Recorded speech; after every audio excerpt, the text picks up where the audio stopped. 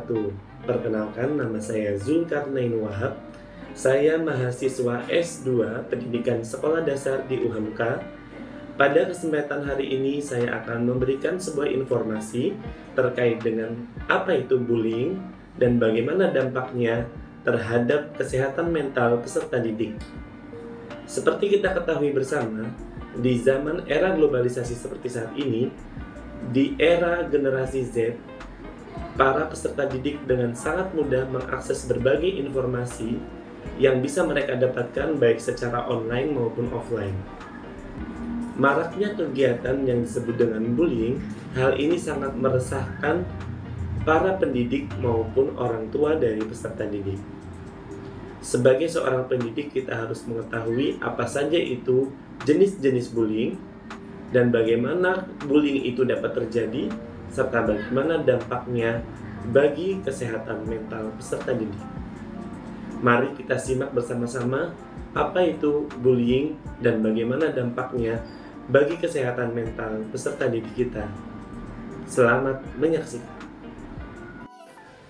Bullying adalah perilaku agresif yang berulang, disengaja, dan memiliki tujuan untuk menyakiti, merendahkan, atau mendominasi orang lain secara emosional, fisik, ataupun mental.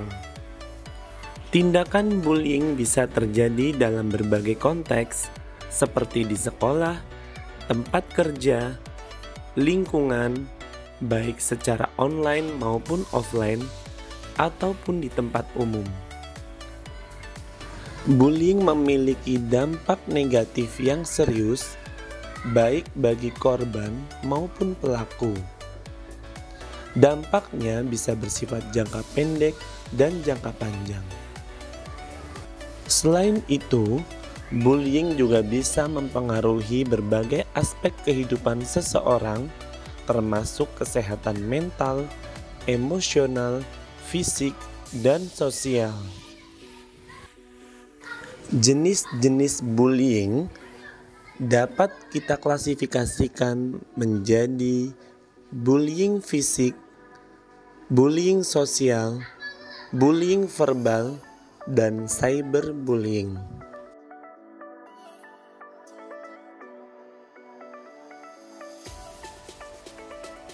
Jenis-jenis bullying, bullying fisik meliputi kegiatan memukul, mencuri, merusak barang, mendorong, atau melakukan tindakan merugikan lainnya secara fisik pada seseorang secara berulang.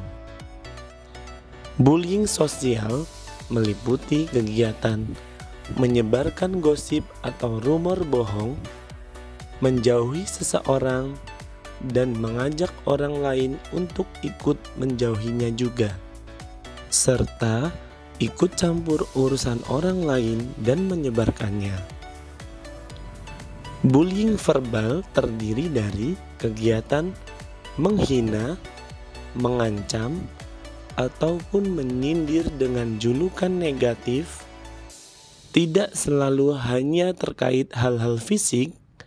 Ejekan atau hinaan bisa juga terkait dengan suku, agama, ras, etnis, status ekonomi, orientasi seksual, dan banyak lainnya. Selain itu, cyberbullying atau bullying berbasis digital meliputi kegiatan komentar kasar yang menjatuhkan pihak tertentu, mengancam, menyakiti, memata-matai kehidupan orang melalui sosial media, lalu menyebarkannya. Demikianlah jenis-jenis bullying yang bisa kita ketahui dan bisa kita temukan dalam kehidupan sehari-hari. Dampak bullying terhadap kesehatan mental yaitu korban bullying menjadi pendiam, lemas, takut saat bertemu dengan pelaku, lelah dengan perlakuan pelaku terhadap dirinya, serta menjadi sangat pemurung dan juga tidak bersemangat dalam belajar. Dampak lebih lanjut dari kegiatan bullying yang bisa terjadi pada korban adalah kehilangan kepercayaan diri. Hilangnya kepercayaan diri ini dapat mempengaruhi aspek kehidupan lainnya seperti ragu untuk memulai hal baru atau takut untuk berkenalan dengan teman baru. Selain itu, dampak lainnya ialah meningkatkan self-criticism atau mengkritik diri sendiri. Korban bullying akan berpikiran negatif tentang dirinya sendiri, merasa buruk, serta merasa diri tidak baik dan tidak bisa bergabung dengan yang lain. Kemudian dampak lainnya ialah mulai mengisolasi diri, tidak mau bersosial dengan orang lain karena adanya trauma yang pernah dialami. Selain itu, munculnya kesehatan mental yang buruk. Ini beresiko mengalami masalah kesehatan mental sampai mereka tumbuh dewasa jika tidak mengalami penanganan yang tepat. Dan tentunya yang akan lebih berbahaya adalah munculnya pikiran untuk bunuh diri. Pikiran ini dapat muncul ketika dia merasa dia sudah tidak dibutuhkan lagi di dunia ini dan tidak ada yang mau menemaninya dalam menjalani kehidupan. Berikut ini adalah cara untuk mengatasi bullying yang terjadi pada korban. Yang pertama ialah berikan rasa perlindungan yang aman. Pastikan korban merasa mendapatkan dukungan dan perlindungan dari orang-orang di sekitarnya. Kemudian, jangan bertindak kasar. Jika korban perundungan menceritakan hal yang terjadi, sebaiknya pastikan emosi tetap stabil dan jangan bertindak kasar. Tetaplah tenang dan pastikan hal ini diketahui orang yang berhak mengetahuinya. Jangan bertindak kasar pada pelaku perundungan. Kemudian, selalu dampingi korban. Pastikan selalu mendampingi korban untuk mencegah tindakan perundungan yang dapat terulang. Buatlah komunikasi yang baik.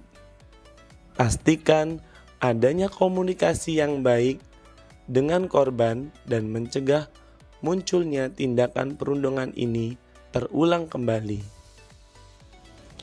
Berikutnya, lakukan komunikasi terpisah dengan pelaku bullying. Bukan hanya korban perundungan, melakukan komunikasi terpisah dengan pelaku bullying juga merupakan hal yang penting. Hal ini untuk menghindari konflik antara pelaku dan korban terulang di waktu yang tepat. Oleh karena itu, pentingnya melakukan komunikasi secara personal baik kepada pelaku maupun korban dapat menjadi salah satu solusi menghindari perilaku bullying terulang kembali. Namun pada beberapa kasus, komunikasi yang dilakukan secara bersamaan juga dapat membuat mereka menjadi berdamai kembali dari konflik yang sudah terjadi. Solusi berikutnya ialah berikan edukasi pada pelakunya. Berikan pengertian bahwa tindakan tersebut merupakan hal yang buruk dan tidak boleh diulangi kembali. Yang terakhir, jangan ragu bertindak tegas sesuai ketentuan hukum. Apabila tindakan bullying ini sudah merupakan perilaku kriminal, maka sudah selayaknya tindakan ini diproses secara hukum. Tentunya dengan memperhatikan peraturan perundang-undangan yang berlaku di Indonesia.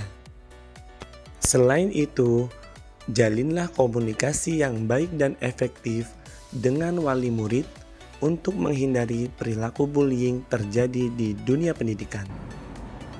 Demikianlah pembahasan mengenai bullying atau perundungan dan dampaknya bagi kesehatan mental peserta didik. Semoga informasi ini dapat bermanfaat khususnya bagi pendidik di seluruh Indonesia. Demikian pembahasan mengenai materi terkait mata kuliah Problematika Pendidikan S2 Pendidikan Dasar Fakultas Pascasarjana Universitas UHAMKA. Salam dari saya. Wassalamualaikum warahmatullahi wabarakatuh.